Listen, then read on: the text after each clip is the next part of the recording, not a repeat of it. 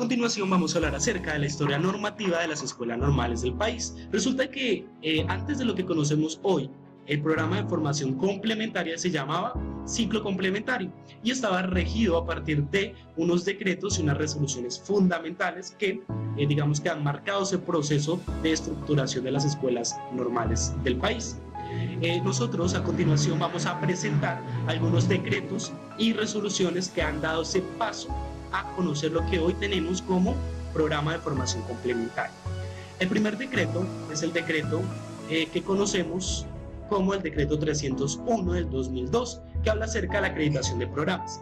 Resulta que antes del año 1991 existía lo que se llamaban consejos de acreditación de programas, quienes eran los encargados de dar esos criterios y evaluar los programas para ver si se podían acreditar como un programa de alta calidad. A partir del año 1999, la ley ya digamos que delegaba esa tarea a coordinadores, quienes eran los encargados de evaluar la acreditación de los programas. El artículo primero de esta ley habla acerca del rol del Ministerio de Educación Nacional y se sustenta en el artículo 113 de la ley 115 del año 1994, que habla acerca de que toda escuela normal o todo programa que va a ofrecer la formación a docentes debería tener una acreditación previa, que debería estar basada a partir de los criterios que demanda el Ministerio de Educación Nacional y el Estado. En este artículo primero, que habla acerca del rol del Ministerio de Educación, este es el encargado, digamos, de dar unas directrices y unos criterios fundamentales a la hora de acreditar un programa, en este caso el ciclo complementario. Compañeros, hoy vamos a hablar del artículo 2 del decreto 301. Este artículo nos habla de la acreditación de las escuelas normales, que se basa en el artículo 74 y 113 de la ley 115 de 1994, el cual nos habla que este proceso de acreditación se da mediante que el Ministerio de Educación Nacional reconozca con la idoneidad y calidad las escuelas normales en sus programas para formar maestros en los niveles de preescolar y básica primaria. Continuando con el artículo 3 del decreto 301 del año 2002 acerca de la acreditación de programas, nos hablan que a partir de esa fecha, es decir, que a partir de 2002, todo lo que hemos nombrado anteriormente se debe cumplir, se debe, digamos que, llevar a cabalidad con lo que dice este decreto. Entonces es importante tener en cuenta todos los artículos que mencionamos anteriormente de este decreto, que han marcado, como hemos dicho anteriormente, ese proceso por el cual ha pasado las escuelas normales en cuanto a su funcionamiento y su estructuración. Bueno, después del decreto 301 nos habla del decreto 2832 del 2005, en el cual nos habla un poco sobre la validación y después nos habla sobre el ciclo complementario.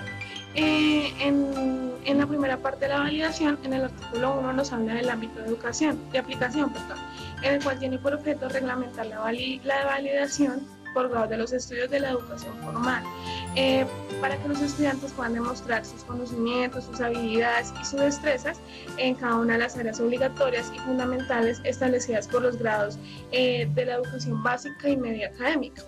Ya en el artículo 2 nos habla sobre el procedimiento de validación, en el cual nos habla de que los establecimientos educativos que cumplan con los requisitos legales de funcionamiento y que en las pruebas de competencias saber, es decir, las pruebas IFES, se encuentren ubicadas por encima del promedio de la entidad territorial certificada, se encuentren, digamos, como mínimo en la categoría alta, podrán efectuar gratuitamente la validación de los por grados mediante, digamos, evaluaciones, actividades académicas, para así atender a las personas que se encuentran en situaciones académicas como cuáles. Una de las situaciones es, digamos, haber cursado o estar cursando un grado, digamos, por error administrativo, ¿sí? Sin haber, digamos, haber aprobado el año anterior. También otra situación puede ser que haber estudiado en un establecimiento educativo sancionado por la Secretaría de Educación, ya que no cumplía con sus requisitos legales de funcionamiento. Otro también puede ser que pudo haber cursado uno o varios grados sin el correspondiente, digamos, registro del libro de calificaciones. digamos que según todos estos artículos y todas estas situaciones de validación del bachillerato, deben de, digamos, ser solo un solo examen conducente en el cual el título bachiller académico será competencia del Instituto Colombiano para el fomento de la educación superior, es decir, para el fomento de la educación en cuanto a las competencias en el IFEX. Bueno, en el artículo 3 nos habla sobre el informe de la Secretaría de Educación. Una vez concluido cada año escolar, el rector o director del establecimiento educativo estatal o privado deberá reportar a la Secretaría de Educación de la entidad territorial certificada la validación de las prácticas. Dicho reporte y las certificaciones que se expidan tendrá como soporte el registro escolar de cada estudiante. Bueno, en el artículo 4 nos habla de las equivalencias. Quienes aspiran a continuar estudios de básico, media o continuar sus programas de educación superior en el exterior deberán presentar certificados de estudio de los niveles de educación básico media realizados en Colombia, con valores expresados en escala numérica o literal por requerimiento de la legislación educativa del país receptor, podrán solicitar el establecimiento donde cursó o validó sus estudios de los respectivos grados. La expedición de los correspondientes o de los certificados que serán entregados se continuarán con base en el registro escolar del equivalente. A cada término de la escala numérica, según sea la conversión, que se basa en el artículo 5 del decreto 230 del 2002. Tiene que tener un mínimo probatorio de todas las áreas. Bien, y en este decreto también encontramos una parte súper importantísima, la cual es el ciclo complementario de las normales superiores. Y en el artículo 5 nos hablan acerca de que las escuelas normales superiores pueden aceptar dentro de su ciclo complementario a estudiantes que hayan, digamos que cursado su media en instituciones que tengan otra modalidad diferente a la pedagógica. Para esos estudiantes que tengan ese título bachiller diferente a una pedagogía, pues tenían que cursar un mínimo de 6 semestres, mientras que los estudiantes que cursaban una escuela normal superior y que tenían una profundización o un énfasis pedagógico, simplemente estudiaban 4 semestres. Era básicamente lo que nos hablaba este artículo 5, de qué tiempo debería cumplir un estudiante que haya cursado una modalidad diferente a la pedagógica y un estudiante que haya cursado con una profundización pedagógica. Bueno, acá también nos habla del artículo número 6, que dice convenios intergubernamentales.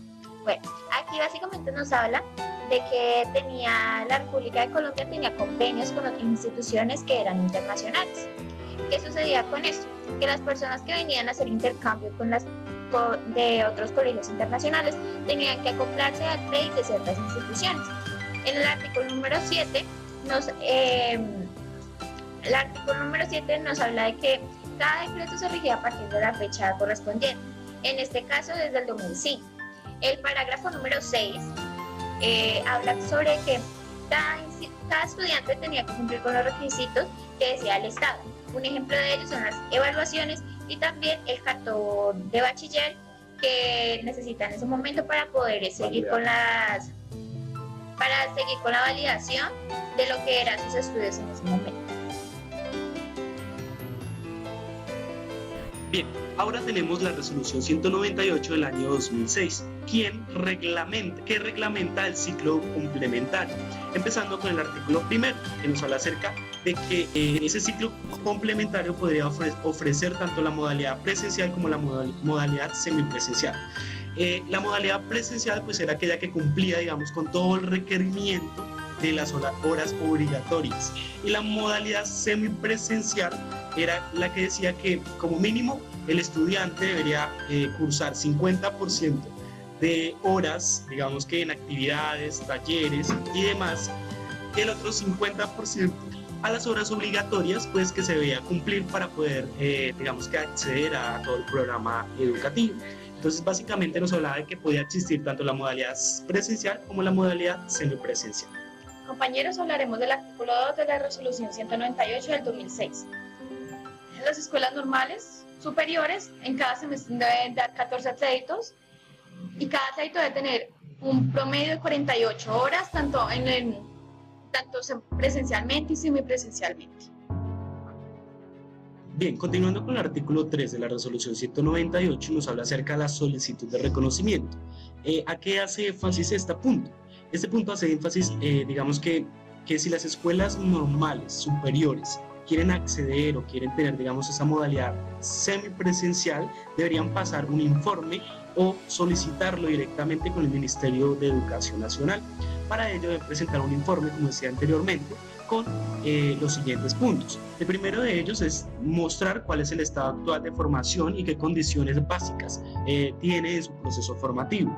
Además, la identificación de particularidades que pueden diferenciarlo de otros programas. También está la precisión de qué aportes pedagógicos puede contribuir a la formación de docentes y sobre todo el perfil de docentes que la escuela normal desde la modalidad semipresencial quiera atender. El artículo 4 ya nos habla acerca del reconocimiento y este reconocimiento hace énfasis en que, digamos que anteriormente en el artículo 3 pasábamos el informe. En el artículo 4 lo que hace el Ministerio de Educación Nacional es evaluar a través de unos pares educativos, quienes tienen en cuenta dos aspectos fundamentales. El primero de ellos es mirar todas las condiciones físicas, financieras de la institución educativa y además cómo es el perfil de los docentes y directivos que pretenden formar en la modalidad semipresencial. Por último tenemos el artículo 5 y el artículo 5 nos habla acerca del reconocimiento de las situaciones actuales y es que si las escuelas normales antes de la expedición de esta resolución querían sacar esa modalidad semipresencial, pues deberían pasar al Ministerio de Educación Nacional esa solicitud de reconocimiento para que sea evaluada y poder decir si se podía, digamos que, ofrecer esa modalidad semipresencial. Además, en el parágrafo de este artículo nos habla que a partir de la fecha, es decir, que a partir del 2006, se debería cumplir todo lo estipulado en esta resolución. Muy bien, compañeros, muchas gracias. Esto fue todo por hoy. Esperamos que todo lo que hemos dicho anteriormente haya quedado en sus cabecitas. Muchas gracias.